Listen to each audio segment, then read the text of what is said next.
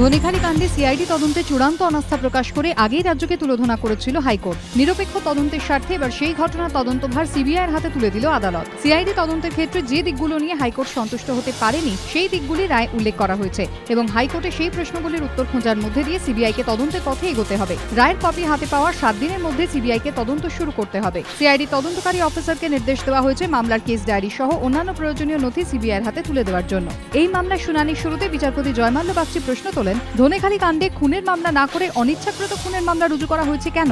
রাজ্যের উত্তর অবশ্য আদালতকে সন্তুষ্ট করতে পারেনি। এরপর আদালত প্রশ্ন তোলে, যেখানে পুলিশ দাবি করেছে নাসিরউদ্দিনকে কেবল চড় মারা হয়েছে, সেখানে তার দেহে এত আঘাতের চিহ্ন এলো কিভাবে? এক্ষেত্রে সরকারি আইনজীবী অবশ্য আদালতে কয়েকটি সিসিটিভি ফুটেজ দেখানোর চেষ্টা করেন। সিসিটিভি ফুটেজে দেখা যাচ্ছিল অভিযুক্ত কয়েকজন পুলিশকর্মী নাসিরউদ্দিনকে চড় মারছে, কিন্তু প্রধান বিচারপতি প্রশ্ন তোলেন, গরাদের মধ্যেই যে নাসিরউদ্দিনকে মারা হয়েছে তার প্রমাণ কোথায়? সিসিটিভি নজরদারির আওতার বাইরে এই ঘটনা ঘটেনি, তার কি প্রমাণ আছে? সরকারি আইনজীবী বলেন, কাজী নাসিরউদ্দিনের মৃত্যু সম্ভবত হৃদরোগে হয়েছে, কিন্তু সেই উত্তরে প্রধান বিচারপতি তীব্র ক্ষোভ প্রকাশ করেন। তিনি প্রশ্ন করেন, সরকারি আইনজীবী কি ডাক্তার? তাঁর দাবির ভিত্তি কি?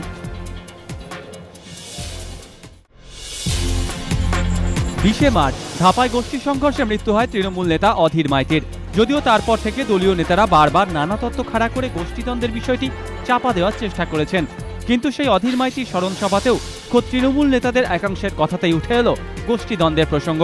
স্মরণ সভায় অধীর মাইতি প্রসঙ্গে বলতে গিয়ে স্থানীয় তৃণমূল নেতাদের একাংশ বলেন, তার মৃত্যু গোষ্ঠীদ্বন্দ্বের ফল, কিন্তু তারপরই অবশ্য স্বর্ণকমল সাহা, দেবাশিস কুমারের মতো নেতারা সেই তত্ত্ব খারিজ করে দেন। প্রসঙ্গত কিছুদিন আগেই স্বর্ণকমল সাহার বিরুদ্ধেই তাঁকে ফাঁসানোর অভিযোগ করেন ধাপাকাণ্ডে মূল অভিযুক্ত শম্ভুনাথ কাউ। তাই তৃণমূল বিধায়কের এদিনের মন্তব্য তার উদ্দেশ্যে কিনা তা নিয়ে রাজনৈতিক মহলে জল্পনা তৈরি হয়েছে। অসমে একটি প্রতারণার অভিযোগে গ্রেফতার কেকেন গ্রুপের কর্ণধার কৌশিক কুমার নাথ। রবিবার দুপুরে শহরের একটি অভিজাত শপিং মল সংলগ্ন একটি আবাসনের কাছ থেকে তাকে গ্রেফতার করে যাদবপুর থানার পুলিশ। পুলিশ সূত্রে খবর, ব্যবসার সূত্রে অসমের কামরূপে এক ব্যক্তিকে 15 লক্ষ টাকার চেক দেন কৌশিক, কিন্তু সেই চেকটি বাউন্স করে। এরপর কৌশিকের খোঁজ মেলেনি। অভিযোগের ভিত্তিতে আদালত তার নামে গ্রেফতারি পরোয়ানা জারি করে। তদন্ত নেমে অসম পুলিশ জানতে পারে যাদবপুরের কাছে একটি বহুতলে কৌশিক থাকেন। এরপরই তারা আদালতের পরোয়ানার বিষয়টি জানায় যাদবপুর থানায়।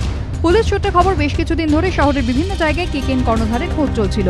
রবিবার পুলিশের জালে ধরা পড়েন তিনি। যাদবপুরের যে বহুতলে কৌশিক থাকতেন বলে পুলিশ খবর পেয়েছিল, সেখানকার বাসিন্দাদের দাবি 2 বছর আগে থেকে কৌশিক সেখানে রয়েছেন, তবে পুজোর পর থেকে তাকে আর সেখানে দেখা যায়নি। শোনা গিয়েছিল সার্ভে পার্কে তিনি আত্মগোপন করে রয়েছেন। এখন ওই ফ্ল্যাটে থাকেন কৌশিকের শাশুড়ি ও এক পরিচারিকা। নতুন আমানতকারী না পাওয়া গেলে ধাক্কা খাবে ব্যবসা, এটাই নিয়ম পঞ্জি স্কিমের। সারদা কর্ণধার সুদীপ্ত সেনের ক্ষেত্রেও যার ব্যতিক্রম হয়নি। নতুন আমানত না পেয়ে ধীরে ধীরে শুকিয়ে গিয়েছে মাত্র 5 বছরে ফুলে ফেঁপে ওঠা সারদা রিয়েলটি। কিন্তু কেন ধাক্কা খেল সারদার আমানত সংগ্রহ? সূত্রের খবর, পারফরমেন্সের ভিত্তিতে এজেন্টদের ক্যাটেগরি করতেন সুদীপ্ত সেন।